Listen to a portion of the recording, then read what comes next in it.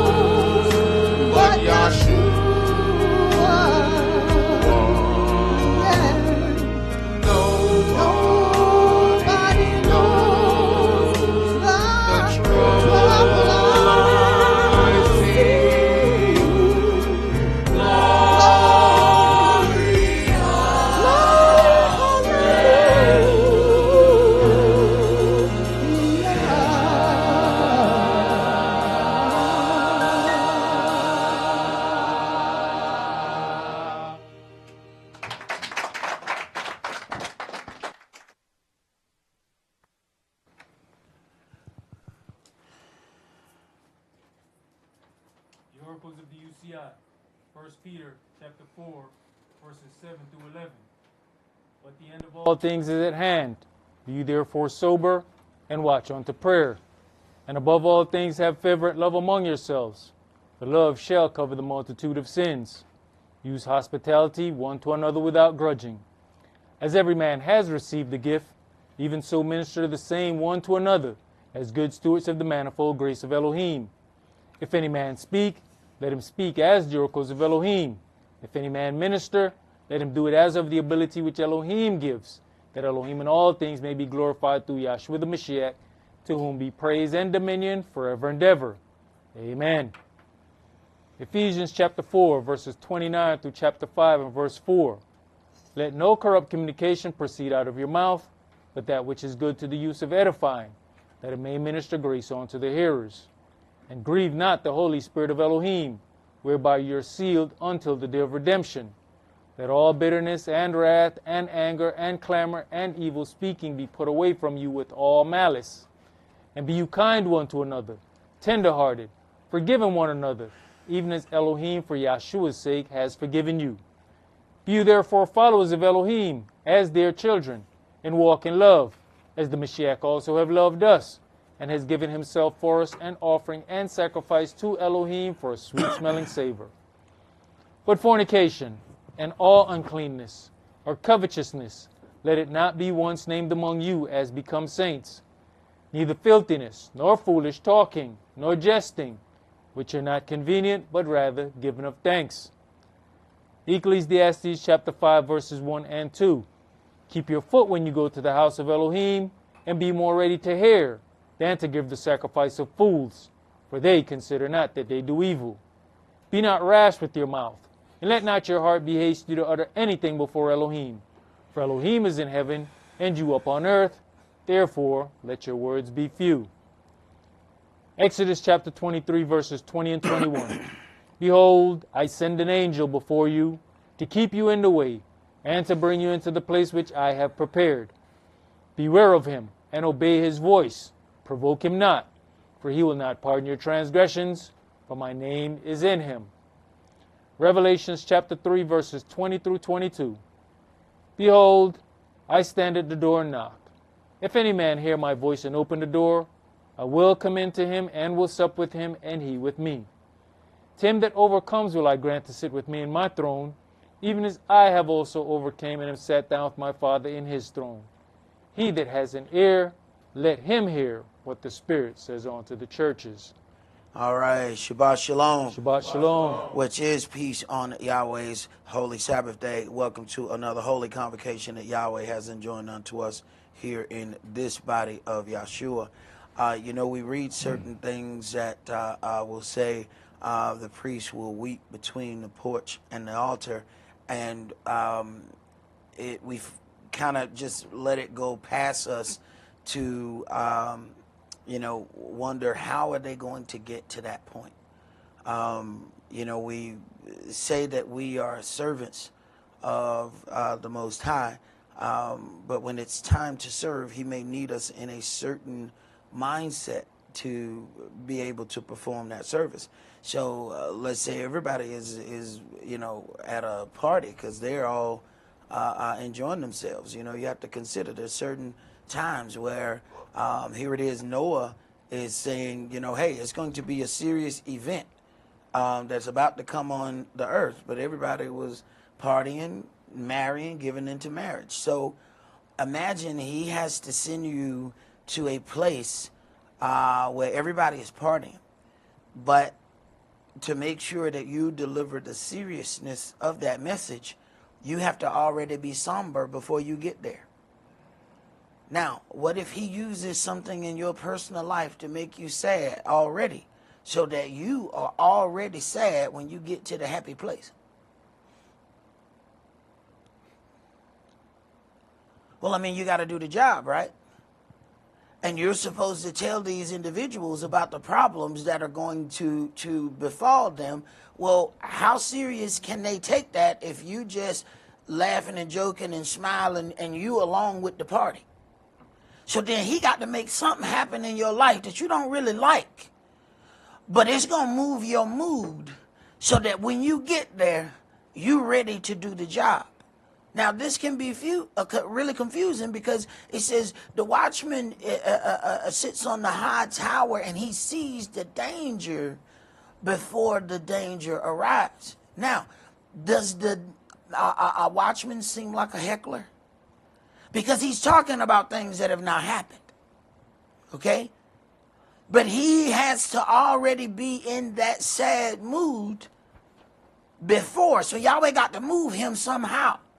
And he sees the destruction on the way. As if that's not confusing enough. What if the watchman is successful in warning the people? You know, they now have doubt in his ability, right? Because what happened was he saw the danger, he warned them, they altered their dealings, and then the trouble never happened. Now they don't believe that the watchman sees what he saw. It's a confusing job that Yahweh may give you sometimes, that your success may appear as failure. So now you have to take all of that into account as the children of Israel are celebrating things that we have no business celebrating. So as many gather together to celebrate the greatness of America, there appears to be a great changing of the very values that she was built upon.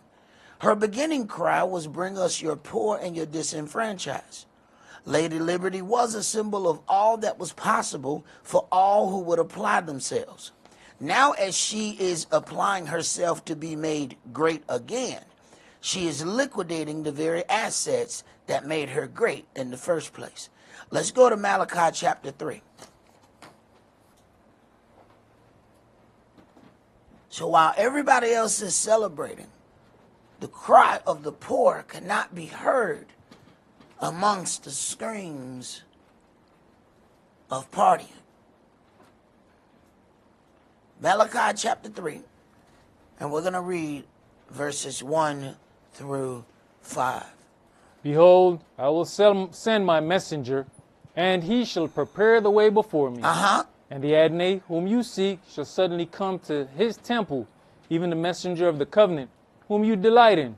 Behold, he shall come, says the Yahweh of hosts. Right. Now, if anybody has ever cleared any kind of path before, you know you get hit with all kind of briars and thorns, and you get hit what they call that snapback, where you pull a branch, but it ain't used to being pulled before, so it popped back, and it hit you in the face.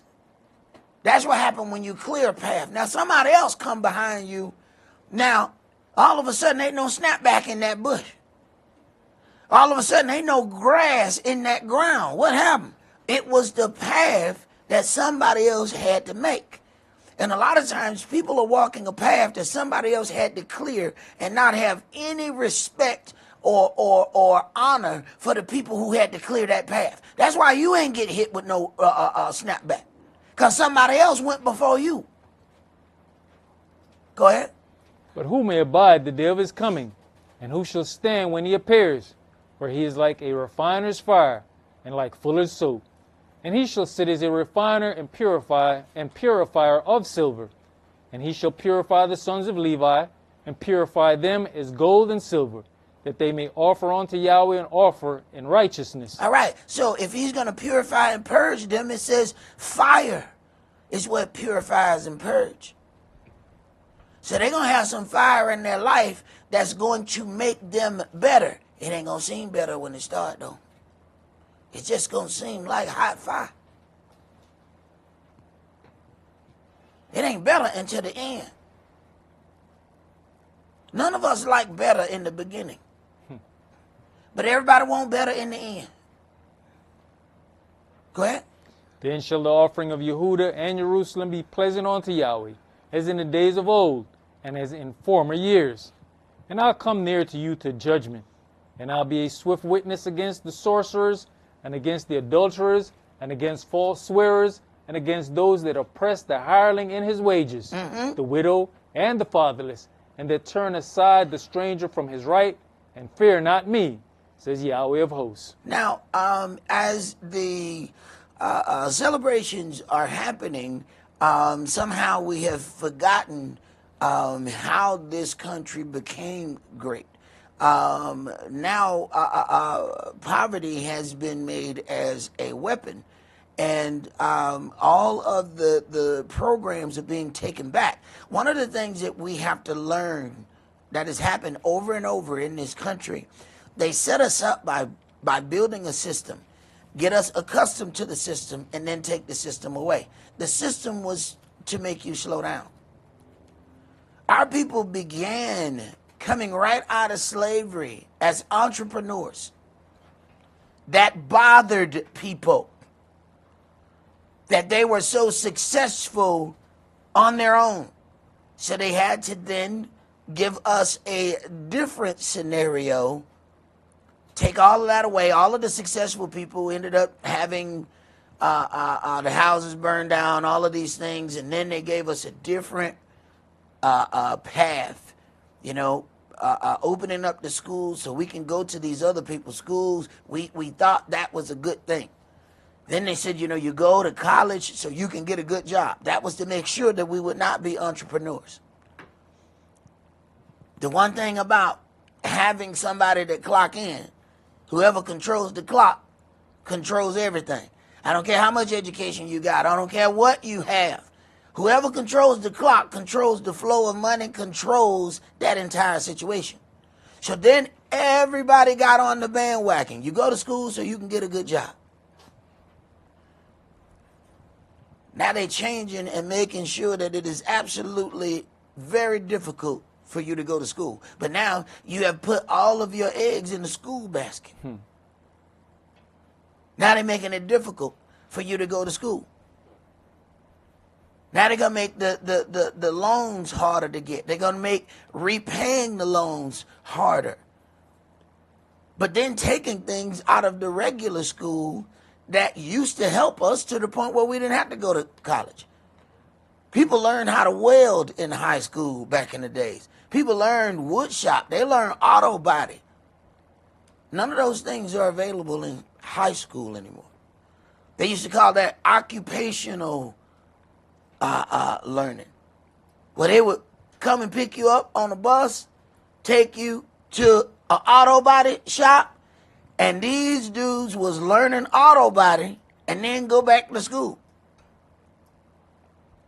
So by the time they graduated high school, they knew how to weld, they knew auto body, they knew all of these things.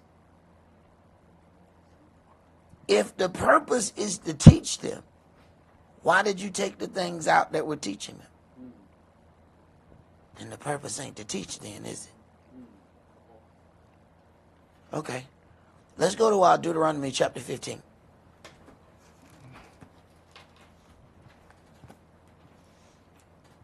Too many of us were coming out of school knowing how to read music. They took all music out of school. We was in a choir. We had chorus. We had band. Well, you learn how to read music. You learn how to play music. You learned all of that. They say, you know what? These people are excelling in music. Let's take it out. Everything that allows us to progress as a people somehow disappears. Deuteronomy chapter 15, let's start that at verse 1. At the end of every 7 years you shall make a release. And this is the manner of the release. Every creditor that lends aught unto his neighbor shall release it. He shall not exact it of his neighbor or of his brother, because it is called Yahweh's release. You know, that's funny that every 7 years you should have a release to release a debt. We will hold something against our brother for the complete 7 years and never even mention it. The 7th year is supposed to release. Sometimes it's the 7th year before we even find out it's a debt. There's something wrong with that picture. Go ahead.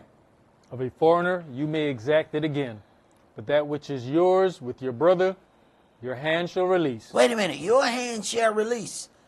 There's a system of how we're supposed to deal with one another. But we make the process hard by hiding everything. So when does the 7 years start? If you hid something for 5 years and the individual find out in year 6, do you then say, well, 1 more year and we got to let this go? No, hold on, man. I just found out the other day. You was counting 7 years. I just found out Thursday. No, my 7 years ain't started yet. Go ahead. Save when there shall be no poor among you. For Yahweh shall greatly bless you in the land which Yahweh your Elohim gives you for an inheritance to possess it. Only if you carefully hearken unto the voice of Yahweh your Elohim, to observe to do all these commandments which I command you this day, for Yahweh your Elohim blesses you, as he promised you, and you shall lend unto many nations, but you shall not borrow, and you shall reign over many nations, but they shall not reign over you. If there be among you a poor man, one of your brethren, within any of your gates in your land which Yahweh your Elohim gives you, you shall not harden your heart, nor shut your hand from the poor brother, from your poor brother. We have learned against this. Why? The nations have taught us. The nations have taught us that when we see somebody and it look like they finna ask for money, we disfigure our face so much, so we practice the mean mug. So we're mean mug, you know, it look like they finna ask for something, so we ball it up, you know what I'm saying? We make sure we get, you know what I'm saying, the tight lip. Oh, okay. Make sure they don't come up and ask for nothing.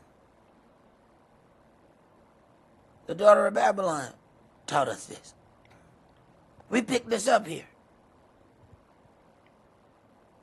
And the deeper you get into the cities, the worse off it is. Go to the country and it'll actually surprise you to see how many of them people speak to everybody who drive by, whether they know you or not. And we come from the city, we go to the country and they start speaking. We wonder, hey, what this is? Hey, man, Buddy threw his hand up at me, man. What's wrong with Buddy? He said, hey, that's strange to us. Go ahead. You know, elders, we get more and more into this digital currency. It's going to make it harder for us to be able to give to the poor. Most definitely. Most definitely. Go ahead. But you shall open your hand wide unto him, and shall surely lend him sufficient for his need, in that which he wants. Beware that there be not a thought in your wicked heart. Your wicked heart. Go ahead. Saying, the 7th year, the year of release, is at hand. And your eye be evil against your poor brother, and you give him naught. And he cry unto Yahweh against you, and it be sin unto you. Wait a minute. So we will think that we've done some sin when we go down the parts of the law written in stone. Yahweh said, when you have been like this towards your poor brother, and he cries, it's sin unto you. And the daughter of Babylon has told us that everything that we have belongs to us. So we feel justified. I mean, we were with a straight face said, man, I ain't got but $200,000 in the bank, man. So, I'm supposed to survive under these conditions. And we ran, and that's straight face. Yeah. I learned growing up, my mama used to tell me, saying, baby, I'm broke. And I realized after a while that my mama broke when everybody else broke. Because, when my uncles and them were broke, they were broke. I mean, broke. I mean, broke down. I'm talking broke under. I mean, they were really, really broke. My mama would say, I'm broke. And then I watch a $600 part come through the door. So what kind of broke are we talking about? Because your broke seem to be different from Uncle Chubby broke. Because Uncle Chubby broke, I got to get him some money. You know what I'm saying? Uncle Chubby broke is different from my mama broke. I realized when she broke, she like, look, I ain't got but 20,000. Okay? I'm not used to living under these conditions. So I got to cut back.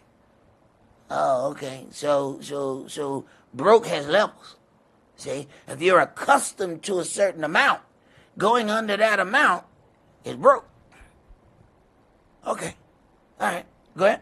You shall surely give him, and your heart shall not be grieved when you give unto him, because that for this thing Yahweh Elohim shall bless you in all your works, and in all that you putteth your hand unto. For the poor shall never cease out of the land. Wait a minute. Even in a righteous setup, the poor shall never cease out the land. Wait a minute. Sunday morning told us that God wanted everybody to be rich. So, were they listening to a different God?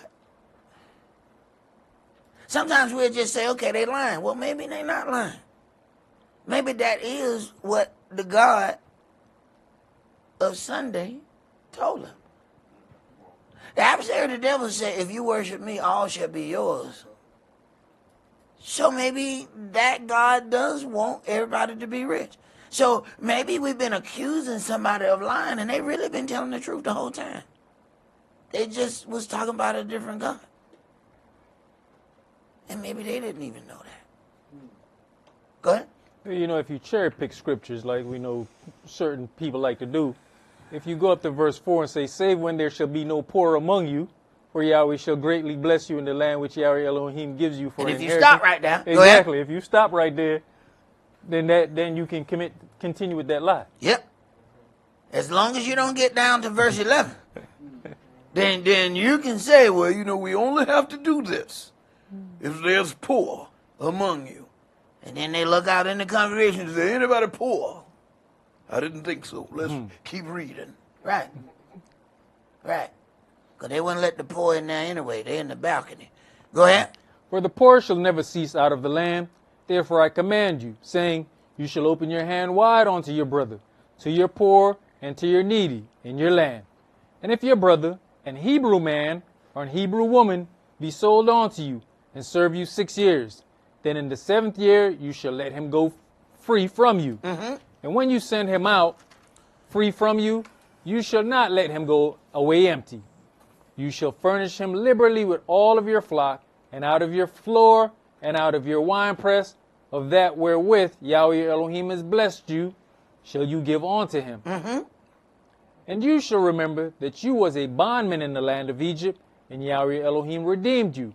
Therefore I command you this thing today. Right. Now, all of the inhabitants of the daughter of Babylon take use of this 7th year release. They take use of this release of debt.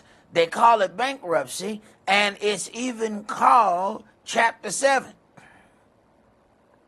It happens in the 7th year, so they have their bankruptcy laws set up according to what's written in this book. Now remember, they did say that they were one nation under God. But apparently, as we start going through Scripture, we find that a different God is who they under. Go ahead. And it shall be, if he say unto you, I will not go away from you, because he loves you and your house, because he is well with you, then you shall take an awl and thrust it through his ear unto the door, and he shall be your servant forever. And also unto your maidservant shall you do likewise. It shall not seem hard unto you when you sendeth him away from you, for he has been worth a double hired servant to you in serving you 6 years. And Yahweh Elohim shall bless you in all that you doeth. All right. Let's go to Habakkuk chapter 2. You know, Elder, before we go on, right? This said if you have a Hebrew servant, male or female, right? Male or female. You bore through his awl, right? His ear with it all. Right. I remember coming across a scripture where the dude was talking about, take the Ishmaelite earrings out of your ear. But this was referring to Hebrews. Exactly. And all is an earring. They make a hole in your ear and put the earring in it. So it says if he did not want to be free, he put that ring in his ear. One of the things when they got ready to build that calf, where they get the gold from? Ears. Out the earring. Okay. Habakkuk chapter 2, let's read verses 1 through 16. I will stand upon my watch and set me upon the tower, and will watch to see what he will say unto me, and what I shall answer when I am reproved. Mm-hmm. And Yahweh answered me and said, Write the vision and make it plain upon tables, that he may run that reads it. Now, I will stand upon my watch and set me upon the tower, and will watch to see what he will say unto me. Now, when you get ready to receive something from Yahweh, if it's for a time determined, everybody in your midst think you kind of off. See, there's certain jobs that we don't, really understand that all you have to do is deal with what's presently there, and you should actually glory in the job that you have. Go ahead. For the vision is yet for an appointed time. Wait a minute. The vision is for an appointed time. Anytime you got to deal with Israel and you got to tell them something that you are seeing, that they say, I ain't doing that. I don't know what you're talking about. Then you got to sit back and wait. And on some situations it's bad because you have to sit back, wait, let them fall. Then they come to you. You know what? That's after you've been ridiculed for a while, though. Go ahead. But at the end it shall speak and not lie. Though it tarry, wait for it, because it will surely come. It will not tarry. Behold, his soul which is lifted up is not upright in him, but the just shall lie by his faith. But the just shall live, by his faith. You also, because he transgressed by wine, he's a proud man, neither keepeth at home, who enlarges his desire as hell, and is as death, and cannot be satisfied, but gathers unto him all nations, and heaps unto him all people. Now, this is one of the reasons why they ended up calling America this great melting pot, because she went out all over the world setting up embassies everywhere. Well, that in turn opened up the door for those people to come here. So you welcome all of these individuals here, you do all of that, and then come to a certain time and then change your mind. Go ahead. Shall not all these take up a parable against him, and a taunting proverb against him, and say, Woe to him that increases that which is not his. How long? And to him that ladeth himself with thick clay. Shall they not rise up suddenly that shall bite you, and awake that shall vex you, and you shall be for booties unto them? Because you have spoiled many nations, all the remnant of the people shall spoil you. Didn't we read in Bible study, do unto her as she has done unto everybody else? All right, go ahead. Because of men's blood, and for the violence of the land, of the city, and of all that dwell therein. Woe to him that covers an evil covetousness to his house, that he may set his nest on high, that he may be delivered from the power of evil. You have consulted shame to your house by cutting off many people, and has sinned against your soul. For the stone shall cry out of the wall, and the beam out of the timber shall answer it. Woe to him that builds a town with blood, and established a city by lawlessness. And what happened is after some time passes, all of a sudden the individuals have forgotten how they received what they have received. All of a sudden, we went to one of the local little state parks, a mountain place not too far from here. And each time I see, one of these beautiful mountain landscapes, and everybody gazing at it, and they look and they say, man, this is so nice. They got all the pretty little hiking trails. I immediately think about all the natives that had to be killed for them to get this. And ain't nobody thinking. Everybody thinking about how beautiful it is, and I'm thinking about how much blood was shed for them to get this. And in some cases, we're talking about hundreds of acres. They just have.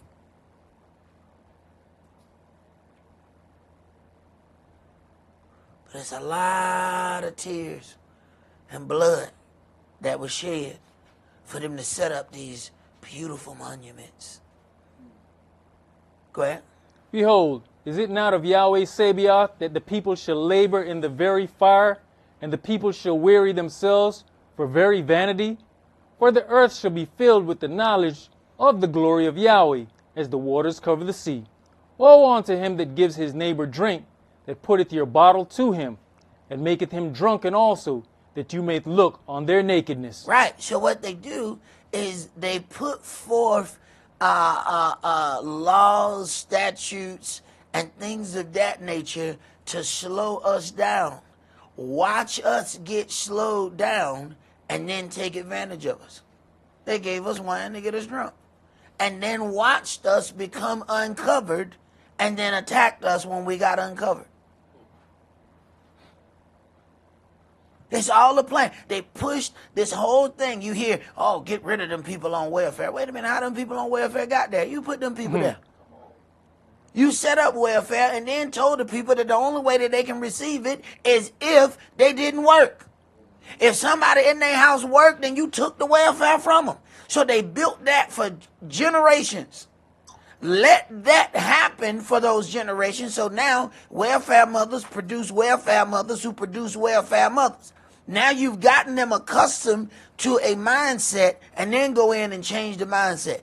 All those generations now of people are completely lost because you got them accustomed to a system. You gave them wine and let them get drunk. The whole time they was giving it to them, stepping back, knowing what it was going to do. I need y'all to slow down. I need you to stop working. I need you to stop being an entrepreneur. Just take this check. And we fell for it. We got drunk and our nakedness was uncovered.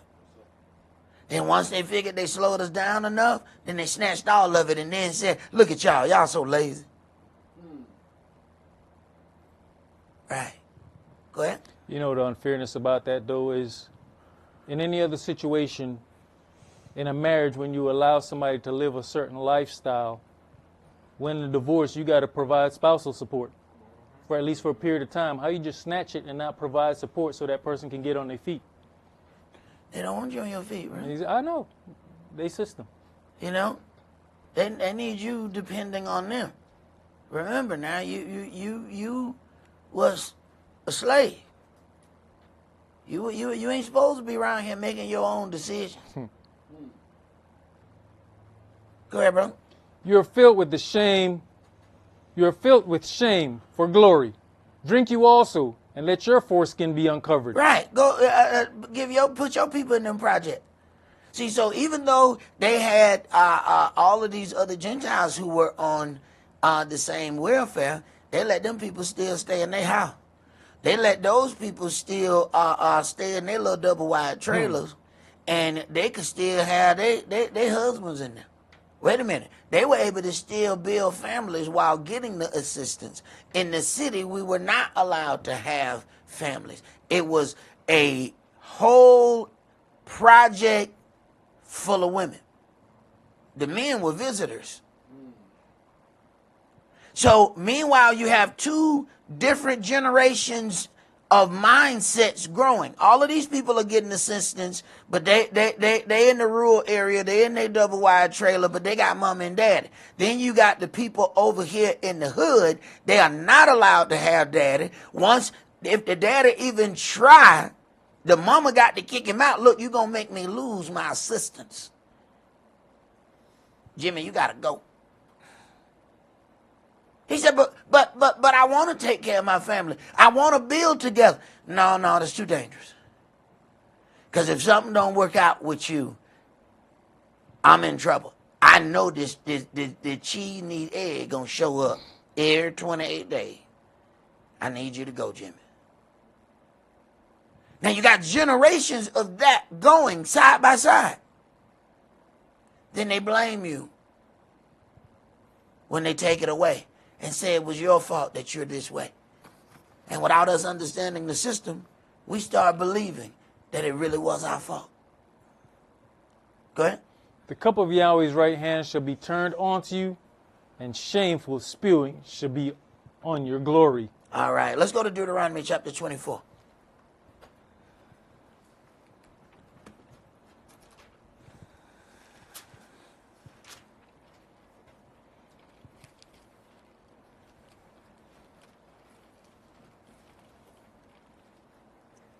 Now, a lot of times people will look and say,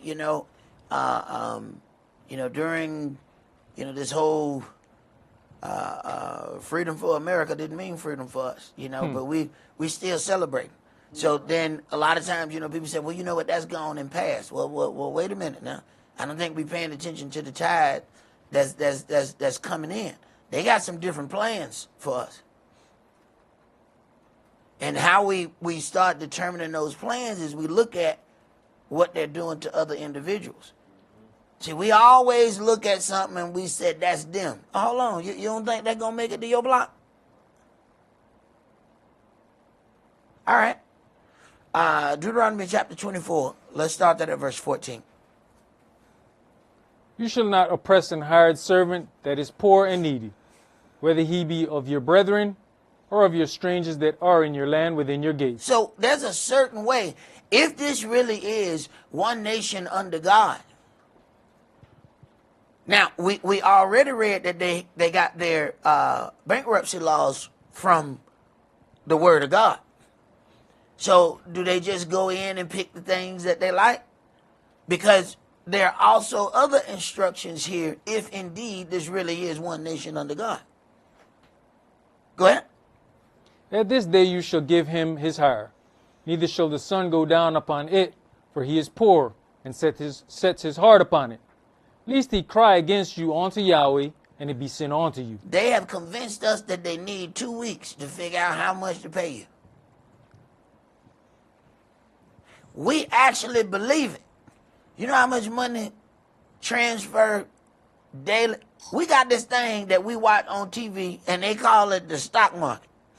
You know how much money change hands before they ring that bell? Before they hit on the eye, it's over. You know how much money done change hands in that one day? But they told you need to put a week in the hole and then work another week, and then we'll pay you for the first week. Now, we ain't going to pay you for the week you just worked. That's the week before that. Because, we need time to process. You need time to process. So 1 plus 1 and 2, what we process? You know how many hours I work, right? You know how much money I'm supposed to get paid, right? What's your process?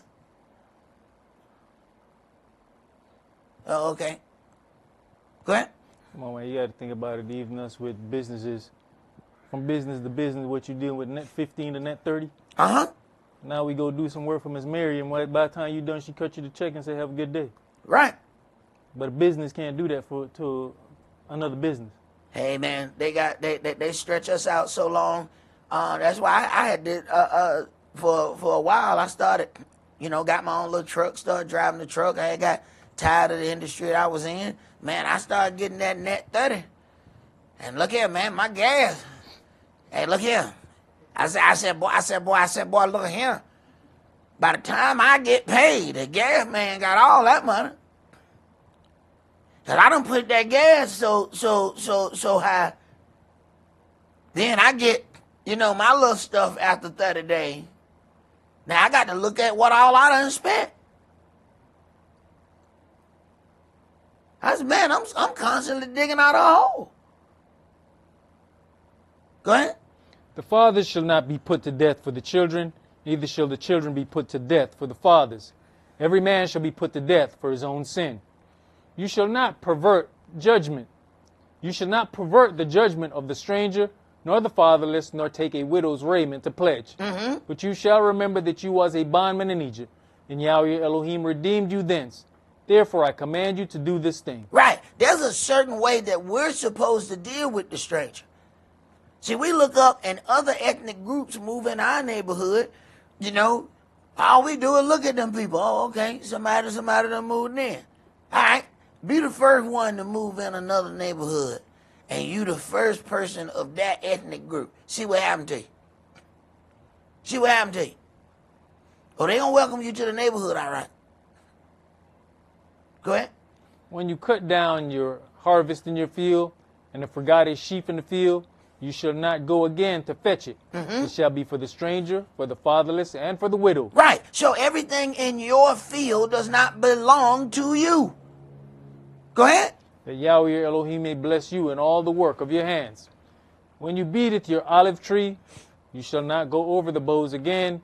It shall be for the stranger, for the fatherless, and for the widow. When you gather the grapes of your vineyard, you shall not glean it afterward. It shall be for the stranger, for the fatherless, and for the widow. And you shall remember that you was a bondman in the land of Egypt. Therefore I command you to do this thing. You have to look at this and know that Yahweh meant it. So he says this. Then in Leviticus 23 and verse 22, he says, and when you reap the harvest of your land, you shall not make clean riddance of the corners of your field when you reap it. Neither shall you gather any gleaning of the harvest. You don't go back and get the stuff that wasn't ripe at that time. You shall leave them unto the poor and to the stranger. I am Yahweh your Elohim. Proverbs 21 and verse 13. Whoso stops his ears at the cry of the poor, he also shall cry himself, but shall not be heard. You got to understand that he meant, why does he keep going back to this? Deuteronomy 23 and 24. When you comes into your neighbor's vineyard, then you may eat grapes your field at your own pleasure, but you shall not put any in your vessel. When you comes into the standing corn of your neighbor, then you may pluck the ears with your hand, but you shall not move a sickle unto your neighbor's standing corn. Wait a minute. Yahweh even has a system that the field owner has to leave something, but then the individuals who come to partake of it have to deal with only what they can put in their hand. Don't have no basket. So now you're stealing. He said you can get enough to eat. Yeah, but I got a family. Well, then your family need to be over here picking too. Now you get enough for you to eat. You don't get to come up in this field and pick enough for Man, Buki, and John. No. Buki and John got to come over here and pick their own. Now, because see, now you carrying stuff. See, this is a way he makes sure that people don't abuse the system. Okay. Let's go to Matthew chapter 18.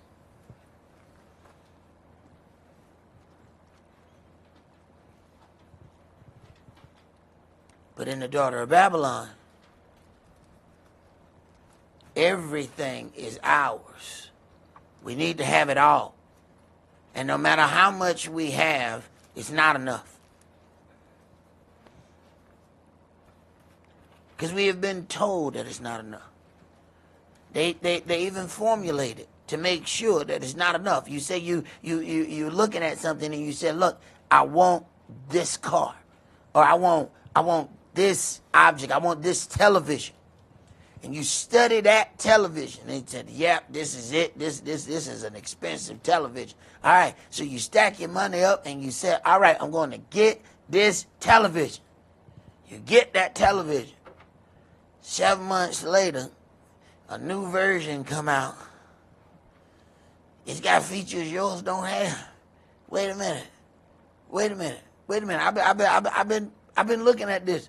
When this thing, this got a different Dolby. This surround sound like you in the actual place. My stuff was 3D. This 4D. When they in water shoot out the TV and hit my face. Wait a minute. What's happening? So when they make this one, 4 years ago. Wait a minute. What do you mean they made it 4 years ago? Yeah, they wouldn't release it. They need to get enough of y'all to buy the old version. Then they put out the new version. So now you automatically are now you got problems. Because now you say, I need that one that's going to spit the water out and make me feel like I'm actually at the waterfall. I need that one now. Got him? Got him? So it's hard for us to be content because they spread their advancements out on purpose. Go ahead. Matthew chapter 18 and verse 21. Then came Cephas to him and said, Adonai, how often shall my neighbor sin against me, and I forgive him? Till 7 times? Yahshua says unto him, I say not unto you until 7 times, but until 70 times 7. Therefore is the kingdom of heaven likened unto a certain king, which would take account of his servants.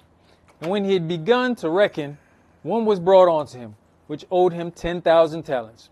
But for as much as he had not to pay, his master commanded him to be sold, and his wife and children and all that he had, and payment be made. The servant therefore fell down and worshipped him, saying, Adonai, have patience with me, and I'll pay you all.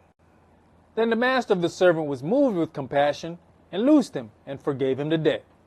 But the same servant went out and found one of his fellow servants which owed him 100 pence, and laid hands on him, and took him by the throat, saying, Pay me that you owe it.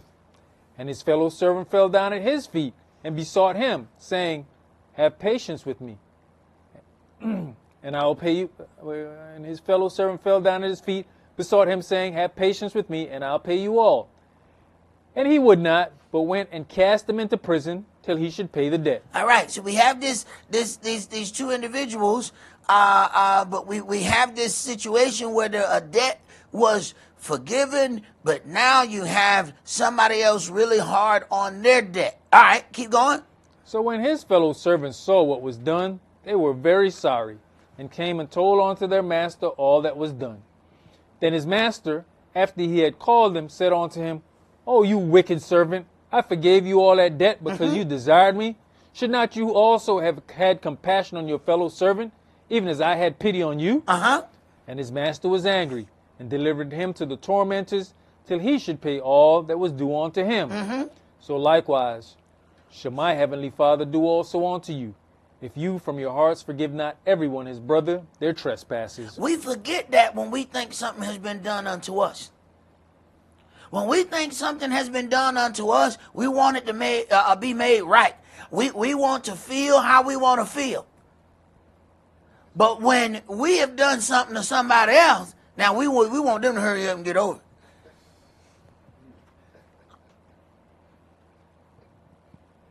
I mean, you still talking about this thing? I mean, that was 15 whole minutes ago. Wait, what?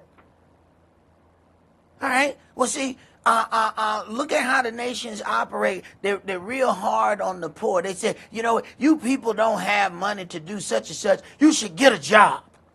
What's wrong with you? Now, right here, he says, I forgave all this debt. Go to the next graphic, brother, and I want you to read the number of bankruptcies that our president has had. And this is debt forgiven of him. Now, the regular people are being told, what you mean you want Medicaid? You should get up and work. All right, now let's read all of this forgiving debt. 1991, Trump's Taj Mahal. First of 2 Atlantic City casinos owned by Donald Trump. That was 1992. 1992 also. Second of 2 Atlantic City casinos owned by Donald Trump. In 1992 also, Trump's Plaza Hotel in New York City. 2004, Trump's Hotels and Casinos Resorts. 2009, Trump's Entertainment Resorts. Now, this is something that all of the successful individuals take part in. Walt Disney even filed for bankruptcy. Okay? But what happens is people will have forgiveness for their debt, but want to tell other people, why don't you have such and such? Well, why you didn't pay all your debts that you had? See, we want forgiveness for ourselves, just not for anybody else. All right. Let's go to 1 Samuel chapter 8.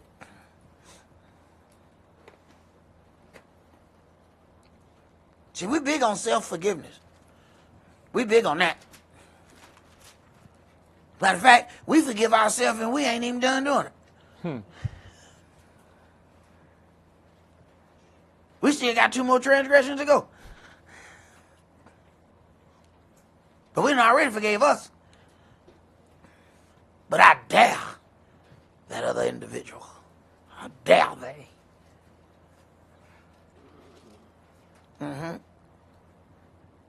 We done picked up the ways of Babylon. And we think it's normal. 1 Samuel chapter 8, let's start at verse 1. And it came to pass, when Samuel was old, that he made his sons judges over Israel. Now the name of his firstborn was Joel, and the name of his second, Abiah. They were judges in Beersheba. And his sons walked not in his ways, but turned aside after lucre, and took bribes, and perverted judgment. So is everything handled in Washington. They have lobbying groups. The lobbying groups come and pay the politicians, and the politicians help set up laws to help their businesses or their agenda. They are paid. People go and vote for people, but at the end of the line, there's somebody who gave them campaign contributions. They have to go back and fulfill the promises made with those people who gave them the money. So your vote is being purchased. And people say, well, you know what? You should have voted. You didn't vote. You didn't count. You didn't either. And you did vote. Your vote was purchased. Keep reading. Then all the elders of Israel gathered themselves together, and came to Samuel unto Ramah, and said unto him, Behold, you are old, and your sons walk not in your ways. Now make us a king to judge us like all the nations. But the thing displeased Samuel, when they said, Give us a king to judge us. And Samuel prayed unto Yahweh. And Yahweh said unto Samuel, Hearken unto the voice of the people in all that they say unto you, for they have not rejected you, but they have rejected me, that I should not reign over them. America wanted a king. And people said, well, how you know they wanted that? Let me tell you something. They went out and got themselves a king who was never a politician before. So whatever moves are made, you don't get to say you have a problem with. You pick someone who had never done this. Let's say we say, you know what, brother, we just found out that you have a mass. It's not cancerous, but it's a mass on your chest. And we got to operate. We got to go in there and take that out. And they say, all right, we got these 3 physicians on the board. And you said, you know what? I want my partner Andre to take it out. What? So what your partner Andre do? Oh, man, he changed my alternator one time. It was so, it was so smooth. Bruh, I want him to take that mask out. No, I don't think you understand what he said. Andre ain't never opened up about it. No, I don't care. Because I seen what he did to that alternator, and it was miraculous. Okay.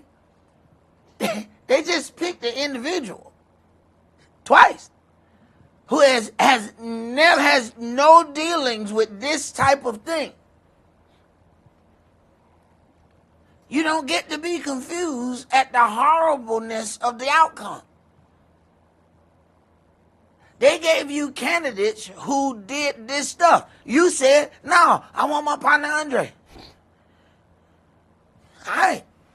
Andre it is. Go ahead. According to all the works which they have done since the day that I brought them out of Egypt, even unto this day, where they have forsaken me and served other gods, so do they also unto you. Now therefore hearken unto their voice. Howbeit yet protest solemnly unto them, and show them the manner of king that shall reign over them. It is very difficult to stand in a place to tell Israel something that has not taken place yet. They think that you are accusing them. Yahweh's just disappointed.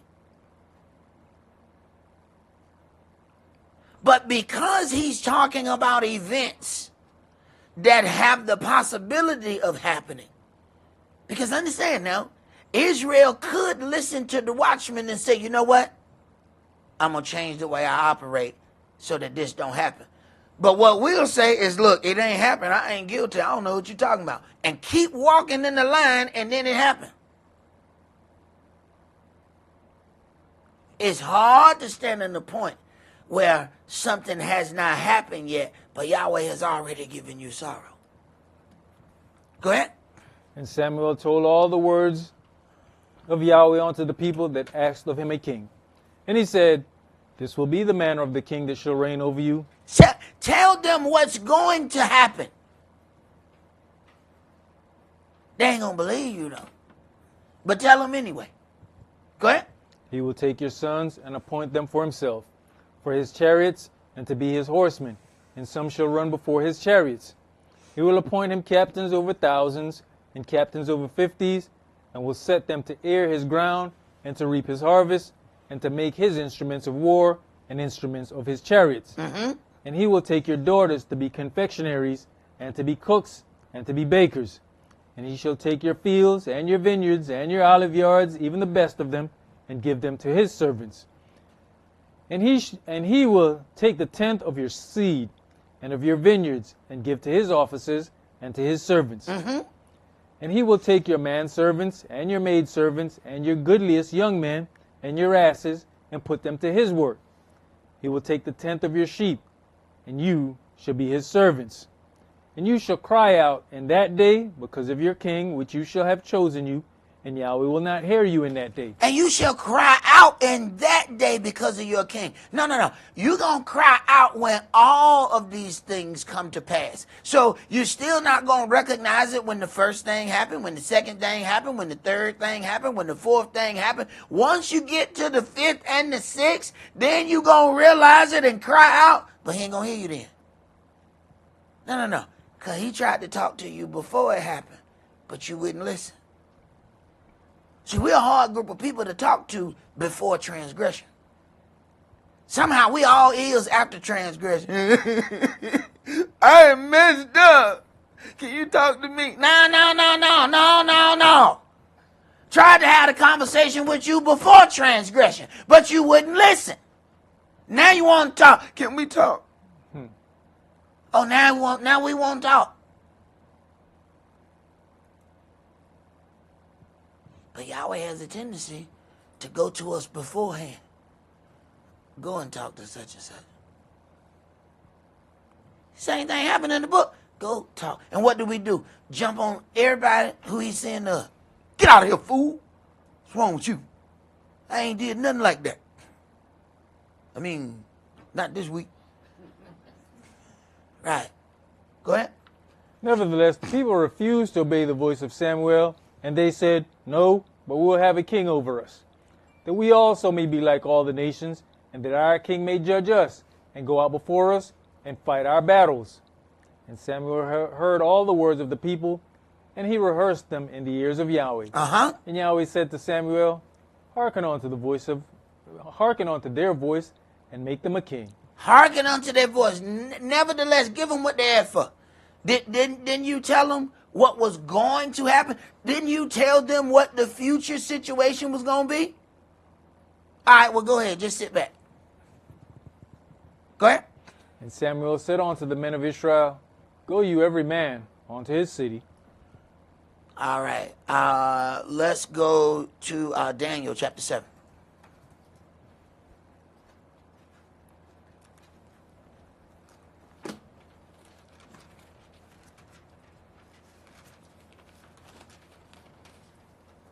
It's funny, man, when you look and all these people claim to be offering prophecies, you know, all they do, the prophets for hire, they always said nothing but good stuff. It's easy to be a prophet on Sunday morning because he never prophesies anything bad. Everything he prophesied, you gonna own a business, you gonna be profitable, you gonna have a son. You gonna get a Benz.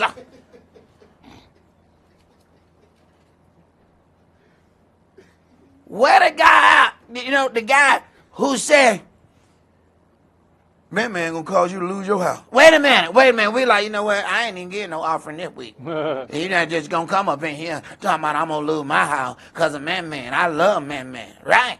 You about to be broke. Out. No, we don't want to hear that.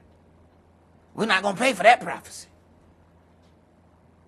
What is people at? I hadn't been, and I went to Sunday morning church for years before I got in this word. I ain't heard a bad prophecy yet. I ain't heard a bad, and all my years of living, I even asked other people who had been there longer than me, look here, Slick, you've been in there 65 years, right? You ever heard a bad prophecy? No, nobody ever heard one. All this money transferring everywhere, not one bad prophecy. But bad things done happen to people though, right? So why didn't the prophet see that? Or was it just not profitable for him to say it even if he saw it? Okay. All right. Daniel chapter 7, and let's start at verse 15.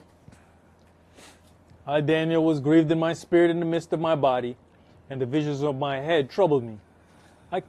I came near unto one of them that stood by, and asked him the truth of all this.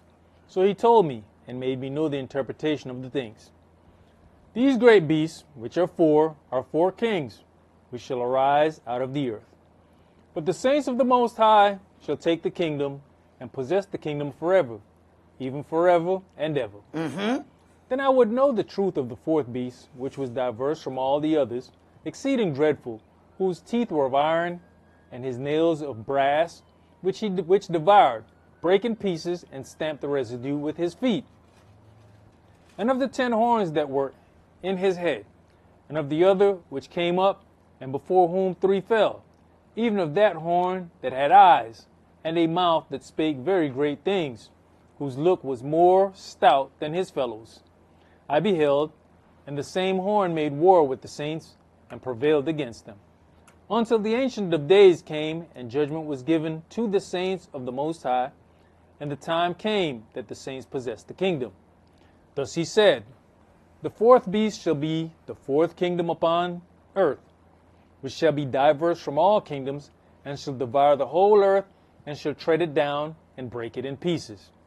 And the 10 horns out of the kingdom are 10 kings that shall arise, and another shall arise after them, and he shall be diverse from the first, and shall subdue 3 kings. And he shall speak great words against the Most High, and shall wear out the saints of the Most High, and think to change times and laws. And they shall be given into his hand until a time and times and the dividing of time. But the judgment shall sit, and they shall take away his dominion, to consume and to destroy it unto the end. And the kingdom and dominion and the greatness of the kingdom under the whole heaven shall be given to the people of the saints of the Most High, whose kingdom is an everlasting kingdom, and all dominions shall serve and obey him. Hitherto is the end of the matter.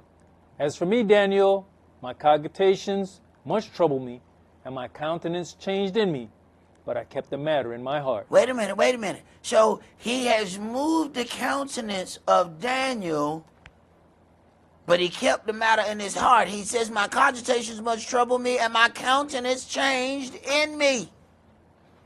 Now everybody else looking at him, why are you so sad? What's wrong with you? He got something sitting on his spirit. But the more he talk about it, the more problem he gonna have. Because don't nobody else see any other stuff that Yahweh done put on him. See, to some people, it ain't real until it actually happened. So you have this, they desire, the children of Israel desire a king. When you deal with this taking, think to change times and laws, we have to consider the preparation that's being made right now. Brother, go to the next graphic, and I want you to start reading right there. Medicaid cuts benefits. The Trump bill adds $3.4 trillion to the national debt over a decade. Now, the whole part of everything that's being cut says that they needed to lower the amount of spending. Yet somehow spending done went up. Now, when old boy got into his little argument with the Elon, he says, all right now, you keep it up and we're going to cut some of your stuff. He says, I know how we can cut money from the deficit. We just cut out them subsidies that you're getting for your vehicles. Now, there's a public argument going on. He said, we can save billions just by cutting out the money we give you. This man ain't even American. But in an argument, it's let out that we could get a huge amount of money off if we stop giving you the breaks that you get. Okay, keep going. According to CBO, it includes a $5 trillion increase in the debt ceiling. CBA projects it will result in 12 million people losing health insurance, while the Senate Joint Economic Committee minority estimates that about 20 million people could lose coverage. Medicaid is being cut by nearly $1 trillion. Now, when you start to get into one of the things that anybody who work gonna see that Medicaid, these things coming out your check. You're gonna see Social Security. You're gonna see these things. But they keep pushing back further and further before you can get any of it. So the system is designed for us to work and pay in the system, but never live long enough to get anything out of it. That's why your neighborhood got all the fast food joints in it, all the malt liquor. You're supposed to eat and drink horrible. You don't even drink the good stuff. You drink that stuff that the can look like death. You drink something that just got a number on it. It did that 117. What? What the hell is that? Who the hell drank the 117?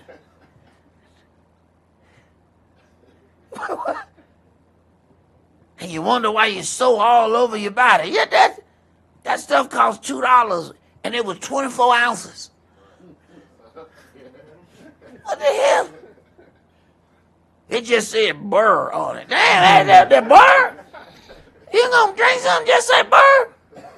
And it ain't B-E-E-R, it's B-U-U, a burr. What? Don't drink that. But that's the cheapest thing in the corner store. That and the pork rinds. Because you need to pay into Medicare. You need to pay into Social Security, but not live long enough to get anything out of it. Herein lies the scheme. Go ahead. Different factions of Republicans took aim at the bill, with some complaining about the Medicaid cuts and others arguing the legislation didn't go far enough to cut spending. So they realized that, hey, this is going to hurt on the other side of the aisle. You have a whole lot of people that think that a person stands for them because it looks like supremacy. But they're going to find out that the poor people going to suffer on both aisles of that. They think it's just going to be black poor. No. Hold on. They finna have problems in them trailers too. But they hadn't figured it out yet. See, they're going to look up and curse for the king that they asked for. Go to the next graphic, bro. Financial aid. Trump's bill imposes new maximum borrowing limits. The bill changes existing caps on federal student loans, but the final version tones down more extreme limits that had been proposed in the initial version passed by the House. The bill limits parents to borrowing $20,000 per year for each child. Now, he was trying to go even deeper than that. And they fought it. They said, wait a minute, this ain't going to go. It's just too extreme. Go ahead. With a $65,000 total cap per student, it also limits graduate students to $20,500 per year in loans and $100,000 in total. In other words, it's certain things that y'all just don't need to be able to do. All right? Ain't no more just getting no student loan and you going to go to school. No.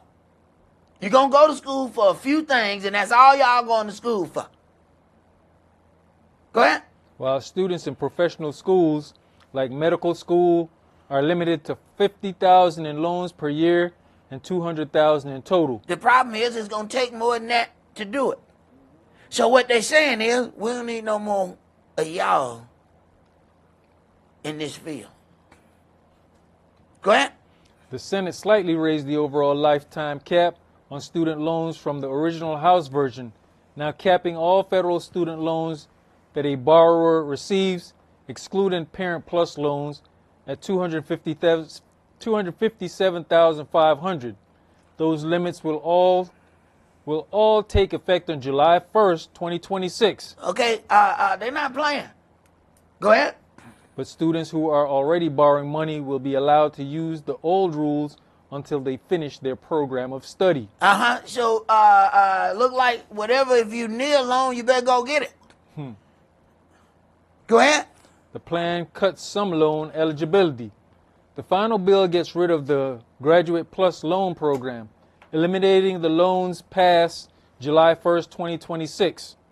Senators watered down restrictions from the original House bill, however, getting rid of language that would have limited when parents could take out loans and eliminated subsidized loans for undergrads. The Senate also tried to keep the restrictions on non-citizens receiving student aid, but the Senate parliamentarian said lawmakers could not impose those restrictions. Trump's policy bill adds restrictions for Pell Grants. All right, so he wants to make sure some of these things that people are getting help to go to school, that those things are going to start coming away. Go ahead. The final bill got rid of previous restrictions the House originally proposed on Pell Grants for part-time students, but disqualifies students from Pell Grants if their student aid index, a number demonstrating a student's financial need based on their family's financial resources and expenses, is at least twice the maximum Pell Grant given that year. So they're making sure they put together an equation that limits how much help you're going to be able to get. Now, meanwhile, we have been told, go to college, get a good job. All right? Now, you got generations upon generations who have gone away from being any kind of entrepreneur to going to college and you're going to get a good job. And now they're limiting whether or not you're going to be able to go to college and what you're going to be able to go to college for after they've sold you on the college dream. This is the same project housing scheme happening all over again. Go ahead. The bill also establishes a new Pell Grant program for short-term workforce training programs and says borrowers aren't eligible for Pell Grants during any term where they are already receiving other student aid. Okay, so once you get what people were able to do is put various things together to pay for their college. They say, oh, no. Once you get this, you can't get that. All right. Okay, go ahead. Whether federal, state, from the institution, or from private sources that covers their full cost of attendance. All right. Let's go to James chapter 2.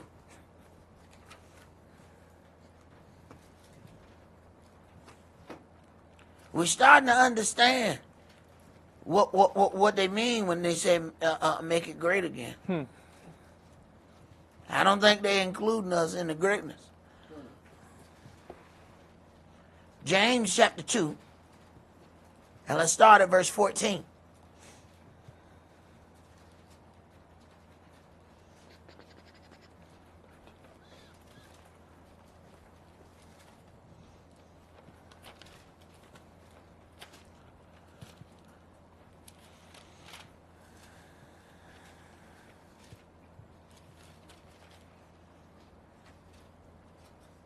Jacob chapter 2 and verse 14. What does it profit, my brethren, though a man say he has faith and have not works? Can faith save him? If a brother or sister be naked and destitute of daily food, and one of you say unto them, Depart in peace, be you warmed and filled, notwithstanding you give them not those things which are needful to the body, what does it profit? Right. We see all these commercials where they say, we support our troops. Talk to some of them troops down there at the VA and see how frustrated they are that they can't get support. The system so twisted, why can't this veteran go anywhere they need to go to get service? Why they got to go to this one place with all this red tape? They should be able to go anywhere. I thought you said you supported them. I thought you said they was heroes.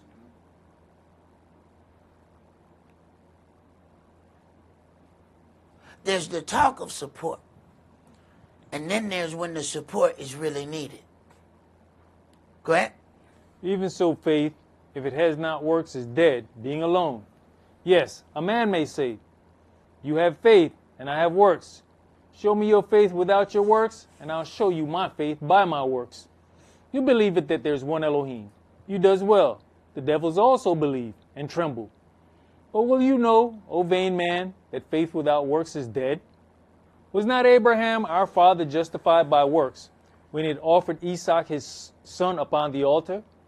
Seeth you how faith wrought with his works, and by works was faith made perfect? And the scripture was fulfilled which saith, Abraham believed Elohim, and it was imputed unto him for righteousness, and he was called the friend of Elohim. You see then how that by works a man is justified, and not by faith only? Likewise also was not Rahab the harlot justified by works, when she had received the messengers, and had sent them out another way? For as the body without the spirit is dead, so faith without works is dead also. All right. Now, this is said, and we are asked to participate in this saying of one nation under God, and then they also walk around with the in God we trust. But at some point, we have to ask ourselves, what God are they talking about? We have to ask ourselves that question. Matthew 24 and 12 says, And because lawlessness shall abound, the love of many shall grow cold. All right, let's go to Jeremiah chapter 50.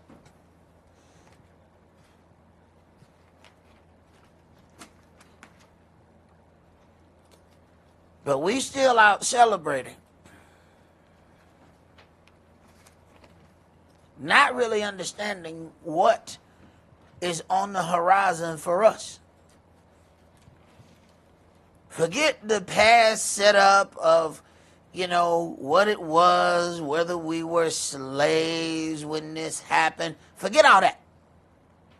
I'm talking about going forward now. Go ahead. Elder, last night, Priest Mikhail brought up this whole situation, right? So 4th of July is their independence of their country from Great Britain. Yep. Right? Juneteenth supposed to be what? Our freedom time, right? The time when we figured out we were free. Right. So that's supposed to be ours, right? Yep. Last night you heard a whole lot of fireworks going off. Uh-huh. Did you hear it on Juneteenth the way you heard it last night?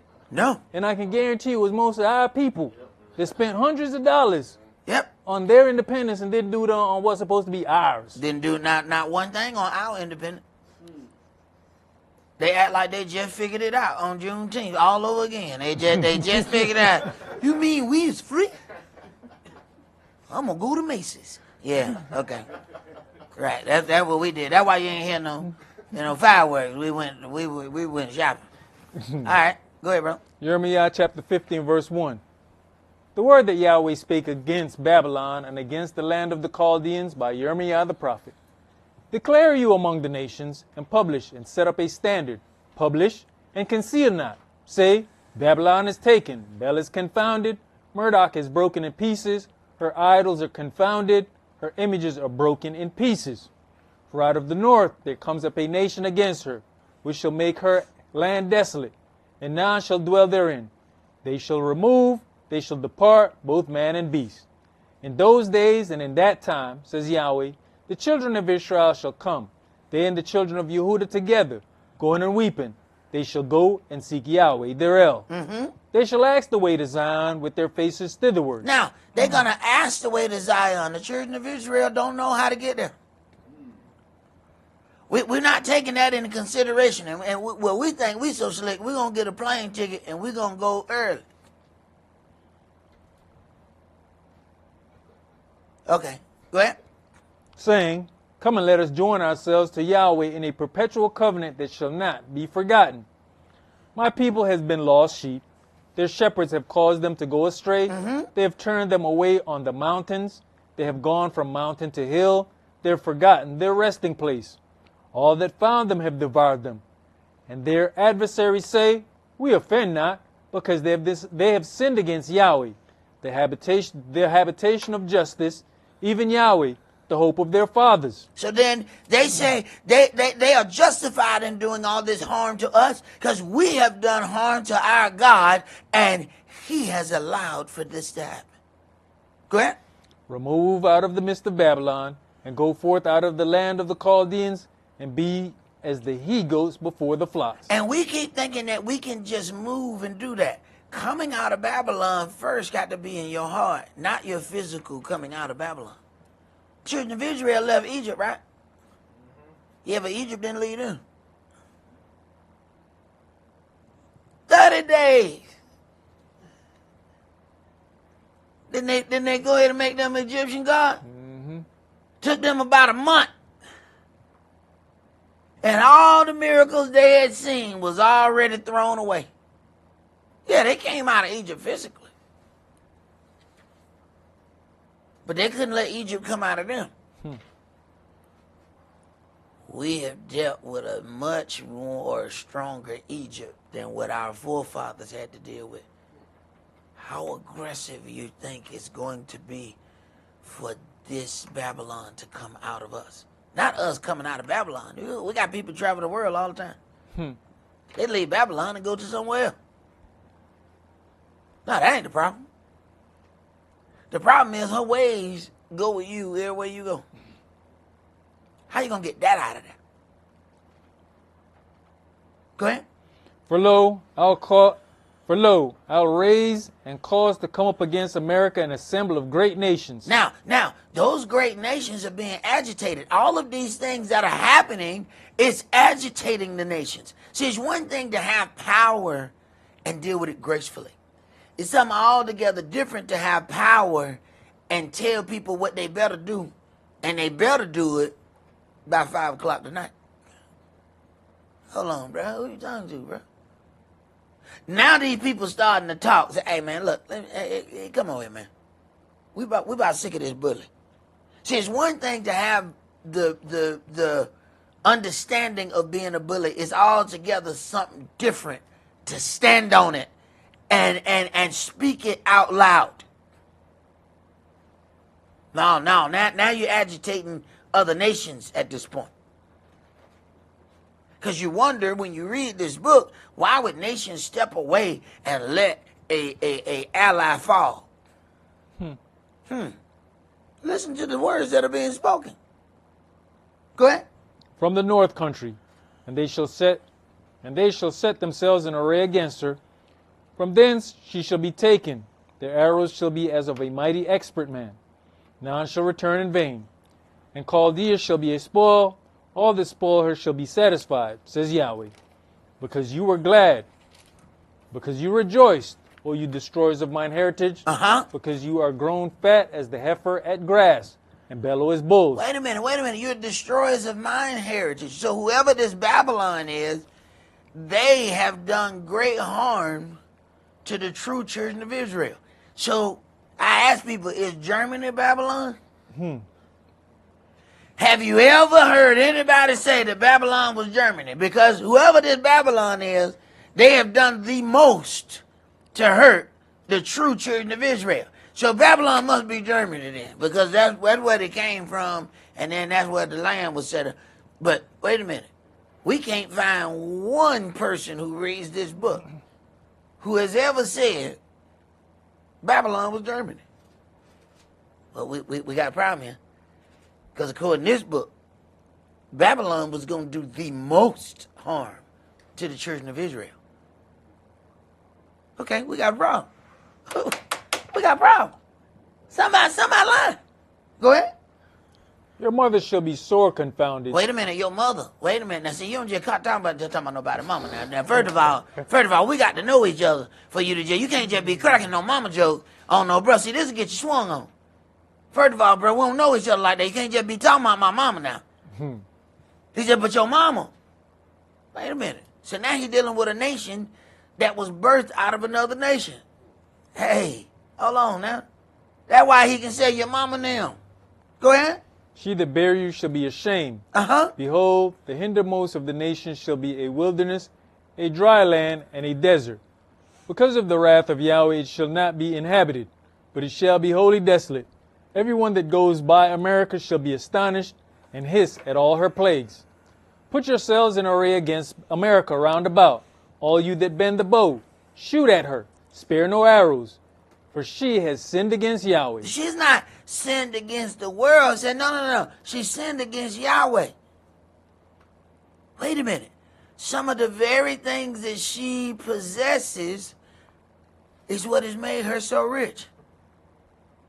Jacob was afflicted in Laban's place. Wait a minute. But he brought prosperity just by him being there. But people will forget and think the prosperity is of them. No, it's because you got them people over there. Go ahead. Shout against her round about. She has given her hand, her foundations are fallen, her walls are thrown down. For it is the vengeance of Yahweh. Take vengeance upon her, as she has done, do unto her. Here we go again. Wait a minute. The scripture starts saying the same thing. As she has done, do unto her. So shall she be protected, saying that she wasn't given the law? Wait a minute. No. They said we the law and order candidates. This is what they keep boasting over and over and over. Okay. He said, well, they hit them with that law then. Matter of fact, what? One of their good shows is what? Law and Order. All right?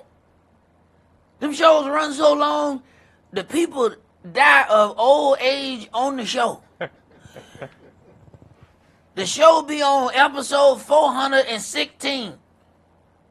He's like, man, this dude here done had grandchildren on the show. This like the soap operas. Because they love their law and order. But they want to be the law and make sure that they are the ones establishing the order. Go ahead. Cut off the sower from America, and him that handles the sickle in the time of harvest. For fear of the oppressing sword, they shall turn every one to his people, and they shall flee every one to his own land. All right, now, if you examine this, cut off the sword from Babylon and him that handles the sickle. Wait a minute. These are the people who work your fields. All right, now, pay attention to some of the things that are happening here. Brother, go to the graphic and read this for me. Forced deportation. A federal judge on Friday briefly halted deportations of 8 immigrants to war-torn South Sudan, sending the case to another judge in Boston the day after the Supreme Court greenlighted their removal.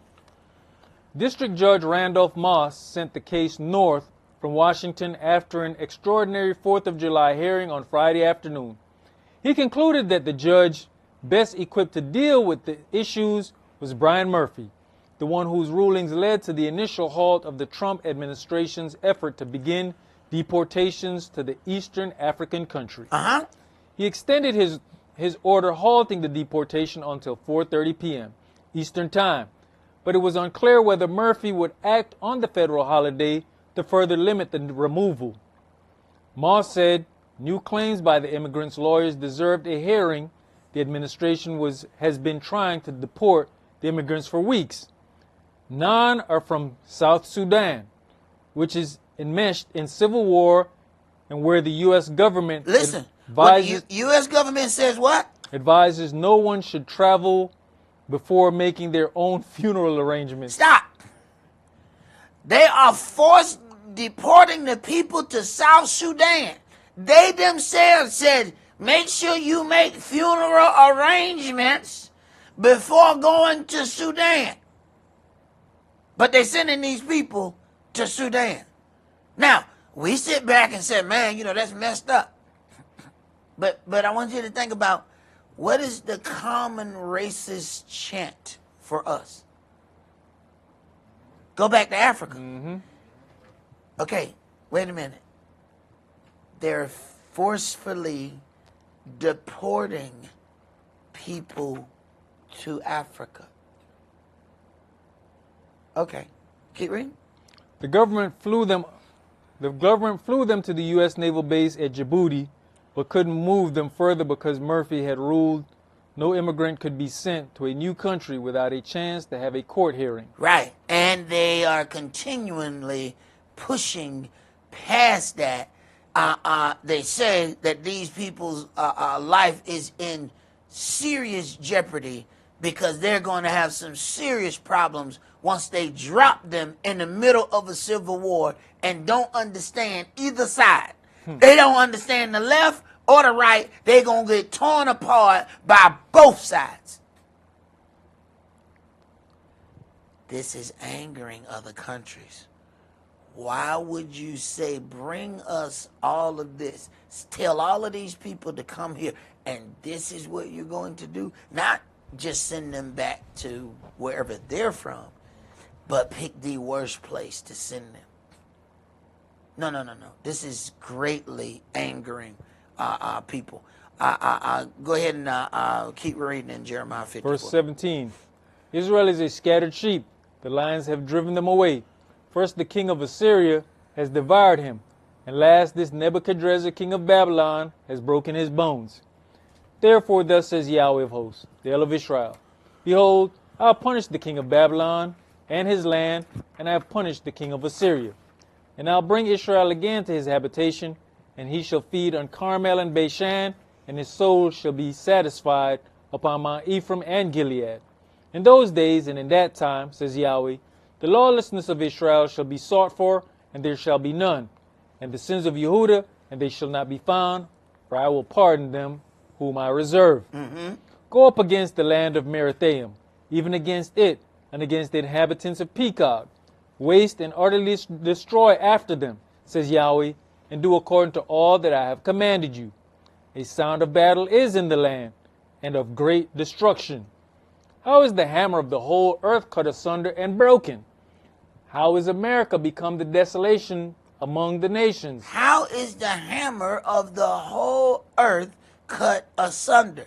Let me get you to read under that graphic right there for me. The Supreme Court vacated that decision last month. Then Thursday, the hammer of the whole earth, all mingled people. The Supreme Court vacated that decision last month. Then Thursday night issued a new order clarifying that it meant the immigrants could be moved to South Sudan. Lawyers for the immigrants who hail from Laos, Mexico, Myanmar, Vietnam, and other countries filed an emergency request to halt the removal later that night. The case was assigned to Moss, who briefly barred the administration from moving the immigrants from Djibouti to South Sudan until his afternoon hearing concluded. He slightly extended that bar after he sent the case to Murphy. The administration has said it is expected to fly the immigrants to South Sudan sometime Friday. All right. So, once again, we are talking about people openly being moved to Africa. Now, a lot of times when we see something, we have to understand that this is getting everybody's mindset ready for some other things. We've always said, hey, this can never happen to us, and people have gotten a little, beside themselves because they said, ICE went to Little Haiti, and they said the Haitians came out and ran them out of there. So the Haitians like, yeah, we did it. Now, understand now, this is now going past what ICE was doing. They started with one group of people. Now they're talking about Haitians and anybody else who doesn't have permanent status. You have some issues. Okay? So, you know, the Haitians say, yeah, everybody should get together and do what we did. Understand now? That these are war-hungry people. So, yeah, you beat them one day, but they'll be back with the National Guard. Let me see you beat them. I don't care how much voodoo and chicken juice you throw on them. You ain't going to beat that tank. You ain't going to beat that damn tank. So you gonna get happy about that little win, but understand when that tank come through there. Oh, let me tell you something. You gonna have to make some decisions when that tank come through there. Okay, all right. Let's go to Deuteronomy chapter 23.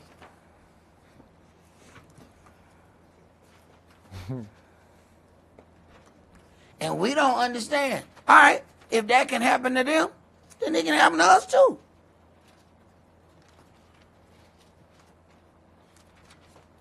See, what they need to do, go ahead and divide the individuals so that they don't stand together.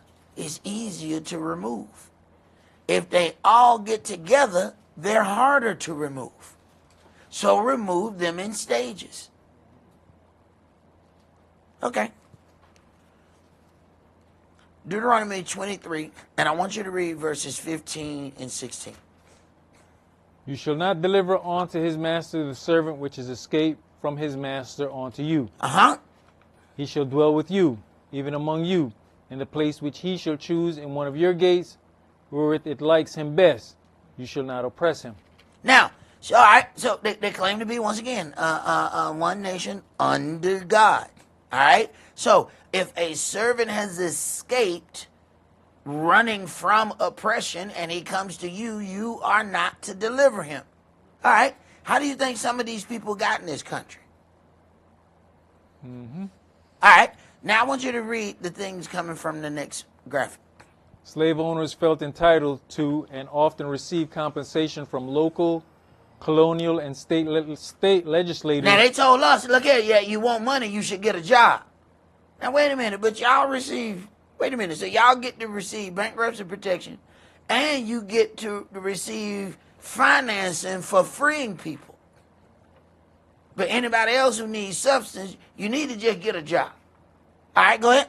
Especially in times of crisis, when enslaved women and men ran away, participated in rebellions, or were executed for crimes. During the American Revolution, owners asked to be compensated when bondspeople had died while working in lead mines in Virginia, for example, and when they sided with the British and ran away. All right, now wait a minute. Now, when we get locked up, they say you got to get a bond. All right, now wait a minute. They called us bonds people. All right, so somebody got to pay your bond for you to be free. All right, so the slave owners got paid when their property got damaged. So they put a person in a very dangerous line of work. That slave got, maimed or killed. The slave master then got payment because of his damaged property. Okay, go ahead. When you bring that up, Yahweh always says, remember that you're bondmen and bondwomen, right? And what are birth certificates? Okay. All right. After the revolution, as northern states carried out gradual emancipation plans, compensation was attractive to slave owners seeking to ease their financial burdens. The 1804 Gradual Abolition Act in New Jersey, for example, did not free anyone immediately. It allowed children of enslaved women to be treated as apprentices, slavery by another name, until they reached a certain age and would be freed. The law included a clause that allowed slave owners to gain compensation by letting their bondspeople go free and then reclaiming them as bond out labor. Wait. All right. All right. So understand the system. Now keep reading. which gave them access to state funds for their troubles. Uh-huh. In a break from tradition, in the 1850s, the abolitionist, Abolitionists.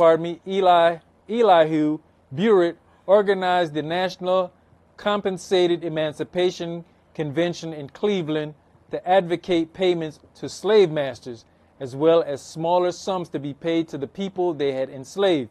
Nothing came of this dual proposal, however. All right, so the proposal was to make sure that the slave owners were paid, but then, give a little something to the slaves. But they didn't like this proposal. That name Elihu sound like he might be, interesting. Go ahead. To be sure, the major benefactors of slave owner reparations within the Atlantic slave system were Europeans. All right, so somehow they were able to receive payments without being called lazy. Okay, go ahead. When England abolished slavery in its Caribbean colonies, it offered compensation to 46,000 slave owners at the cost of around $26.2 million. France went further by penalizing Haiti for the revolution that abolished slavery in its former colony, Saint Domingo. Now, while people bragging about the win, they making sure that Haiti's still losing because they making you pay for that win. Okay, go ahead. It levied a huge sum on the island, which crippled it in decades of debt. Okay. Former slaves were forced to pay indemnities to former slave owners in exchange for official recognition as the first black independent nation state in the Western Hemisphere. You got to pay to be for the right to be called the first black independent. This is why you're gonna be poor. Go ahead. An overwhelming majority of white people believe that slave owners, not enslaved African Americans, deserved recompense for the benevolence of manumission. The only reward that was widely supported was colonization, a trip back to Africa. Stop.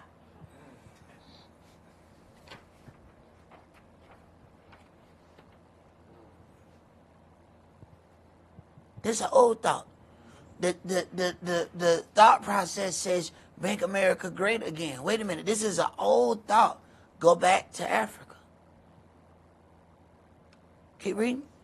The act allocated $100,000 for the voluntary removal of the newly freed people at $100 per person to go to Liberia or Haiti. Wait a minute.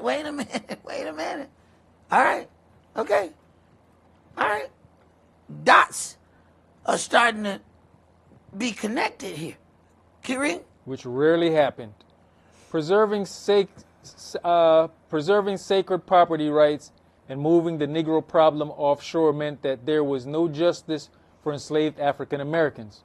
All of the candidates running for president must support the federal government's issuing of reparations to African Americans who were economically affected by slavery.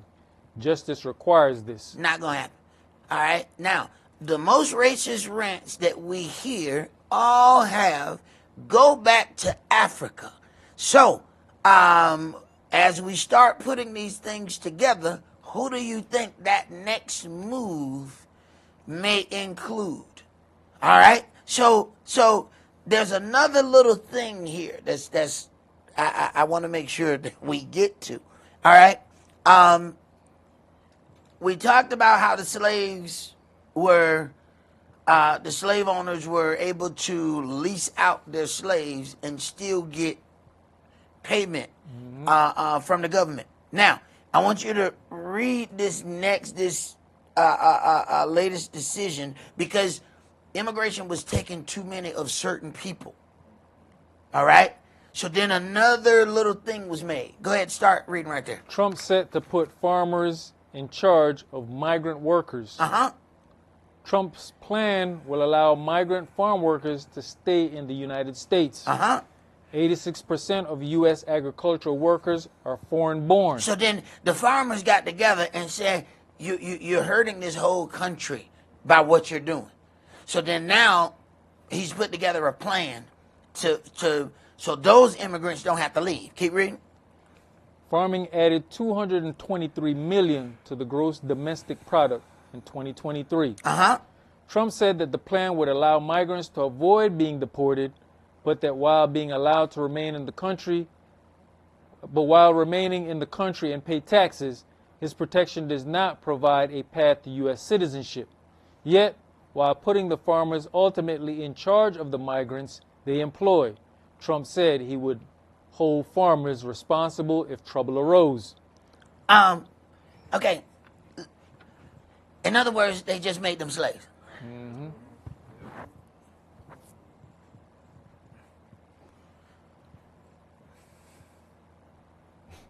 This is right in the open. This is the very same thing that we just read, where they bond out, send the former slaves, lease them out to work, and then they're insured. He says, wait a minute, you are made responsible. If the farmer is made responsible for the people, then he owns the people.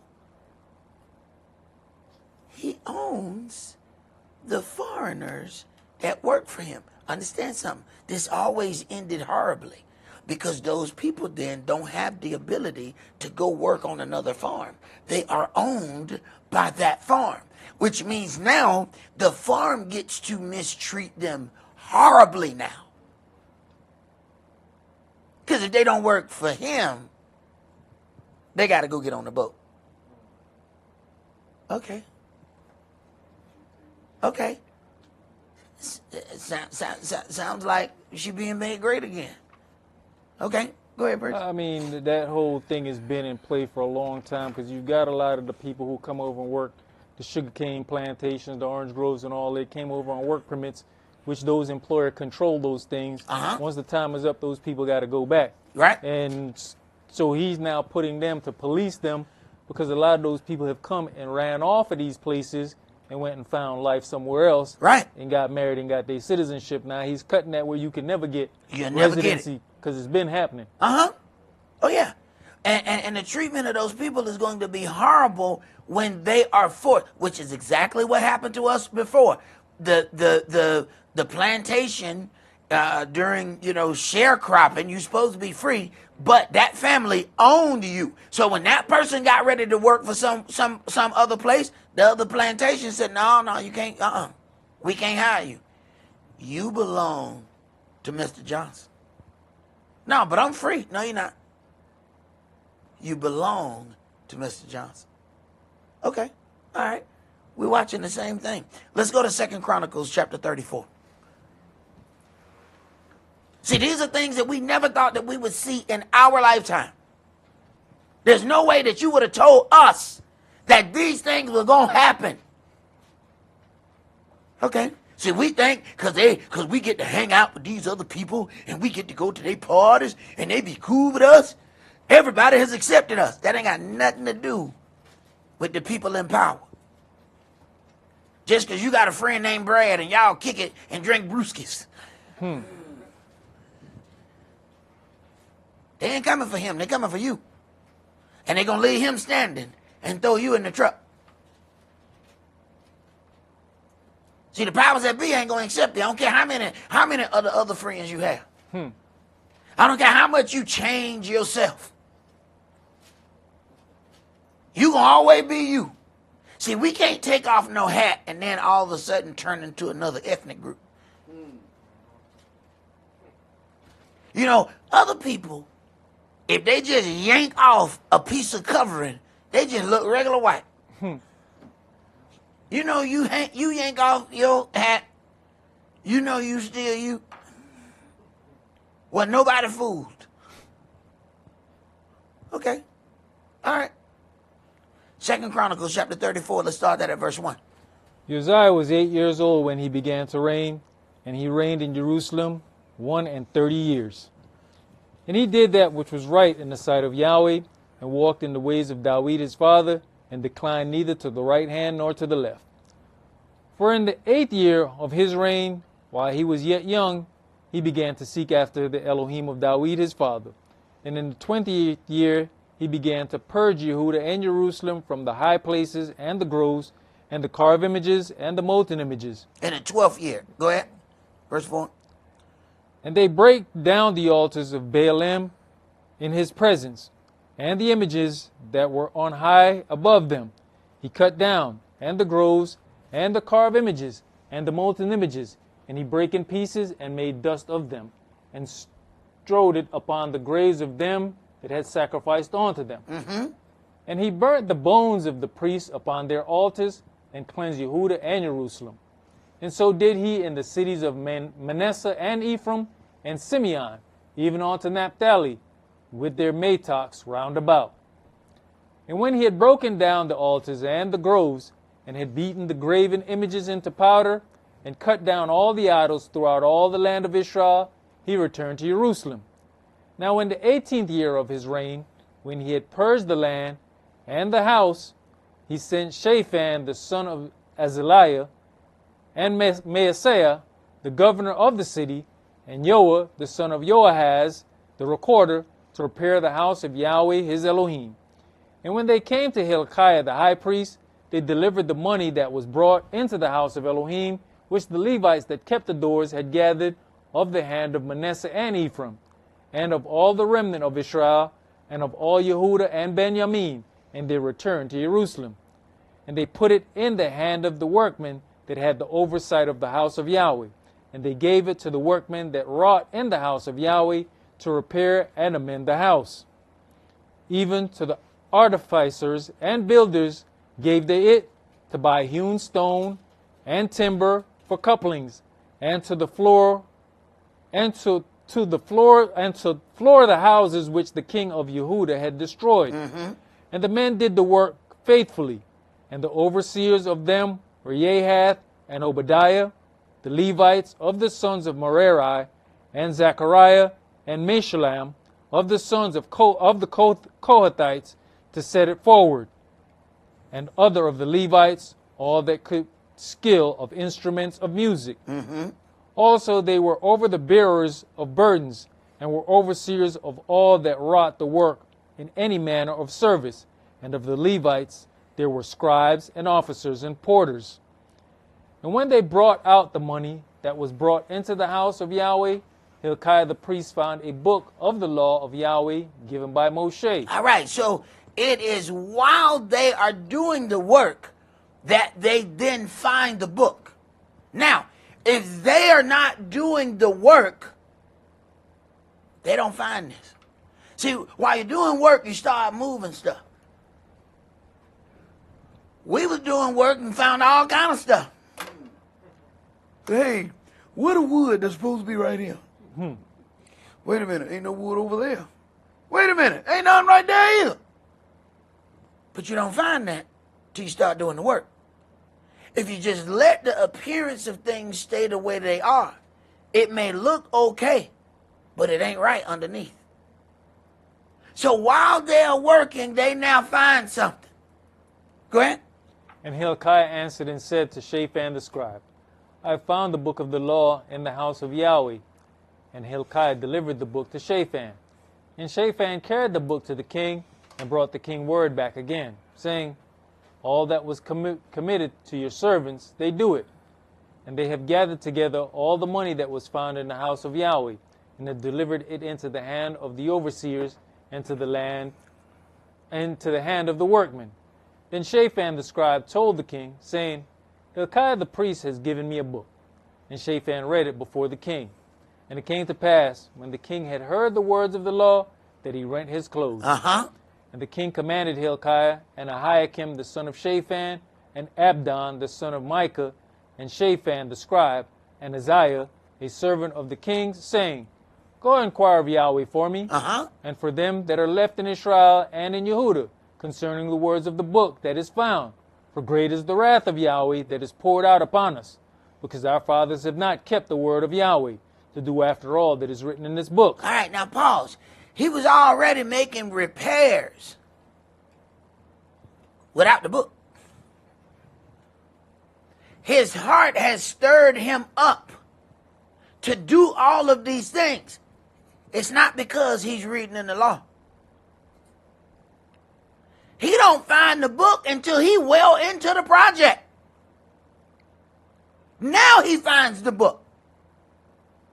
But without doing the project, he don't find the book. We need the book to do the project. Right. Go ahead. And Hilkiah and they that the king had appointed went to Huldah the prophetess, the wife of Shallum, the son of Tikvath, the son of Hazrah, keeper of the wardrobe. Now she dwelt in Jerusalem in the college, and they spake to her to that effect. And she answered them, Thus says Yahweh Elohim of Israel, Tell you the man that sent you to me. Thus says Yahweh, Behold, I'll bring evil upon this place and upon the inhabitants thereof, even all the curses that are written in the book, which they have read before the king of Yehudah. Because they have forsaken me, and have burnt incense unto other gods, that they might provoke me to anger with all the works of their hands. Therefore my wrath shall be poured out upon this place, and shall not be quenched. Now see, even the woman prophet, the prophetess, we think, all right, well, at least we get a prophetess, she gonna give us a sweet prophecy. Wrong answer. It's amazing how every other prophet got a wonderful prophecy about how rich and well everything gonna turn out for you. Here we go with the woman prophet, and she said, you gonna get it? Go ahead. And as for the king of Yehudah, who sent you to inquire of Yahweh, so shall you say unto him, Thus says Yahweh Elohim of Israel concerning the words which you have heard. Because your heart was tender, and you did humble yourself before Elohim, when you heard his words against this place, and against the inhabitants thereof, and humbleth yourself before me, and did render your clothes, and weep before me, I have even heard you also, says Yahweh. I have even heard you. Go ahead. Behold, I will gather you to your fathers, and you shall be gathered to your grave in peace. Neither shall your eyes see all the evil that I'll bring upon this place. Now, wait a minute. Neither shall, because he humbled himself. All right? So, when he says that these things are going to happen to Israel, but because he humbled himself, it doesn't happen in his time, does he seem like a liar? It's hard to talk to Israel about things that ain't happened yet. Everybody want to be a prophet here in the daughter of Babylon. Let me tell you something. This is one of the hardest jobs ever. You can't even convince Israel of something that they just did. Bruh, you just hurt that brother. No, I didn't. Brother, I'm telling you, man, you just did such and such. No, I did not. And that's in the present. And you can't get a brother to understand that. How you think it's going to be to get a brother to understand something that they ain't done yet? Go ahead, Bree. And upon the inhabitants of the same. So they brought the king word again. Then the king sent and gathered together all the elders of Yehudah and Jerusalem. And the king went up into the house of Yahweh, and all the men of Yehudah and the inhabitants of Jerusalem, and the priests and the Levites and all the people, great and small. And he read in their ears all the words of the book of the covenant that was found in the house of Yahweh. And the king stood in his place and made a covenant before Yahweh, to walk after Yahweh, and to keep his commandments and his testimonies and his statutes with all his heart and with all his soul, to perform the words of the covenant which are written in this book. And he caused all that were present in Jerusalem and Benjamin to stand to it. And the inhabitants of Jerusalem did according to the covenant of Elohim, the El of their fathers. And Uzziah took away all the abominations out of all the countries that pertain to the children of Israel, and made all that were present in Israel to serve, even to serve Yahweh their Elohim. And all his days they departed not from following Yahweh, the Elohim of their fathers. All right. Now let us hear the conclusion of this matter. Let's go to Isaiah chapter 60.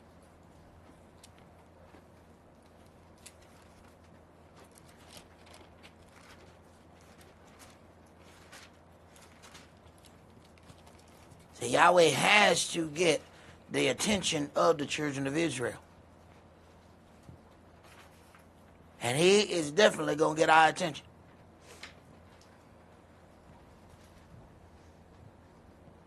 And the more distracted you are, the harder it is to get your attention. So you talk to somebody with some headphones on, you got to say it 3-4 times, and they just see your lips moving, and they like, oh, what? You talking to me? Now, when you got people distracted in life about all that they want to do and everything that they want to gain, it's going to be hard to get their attention. When you got people caught up in their own feelings or what they think, feel, and believe, it's going to be hard to get their attention. Well, he's got to be pretty aggressive to get all their attention. Isaiah chapter 60, and let's start at verse 1. Arise, shine, for your light is come, and the glory of Yahweh is risen upon you. For, behold, the darkness shall cover the earth, and gross darkness the people. But Yahweh shall arise upon you, and his glory shall be seen upon you. And the Gentiles shall come to your light, and kings to the brightness of your rising. Wait a minute. The glory of Yahweh shall be seen upon you, and Gentiles shall come to your light. Now this is a difference. Go ahead. Lift up your eyes round about, and see.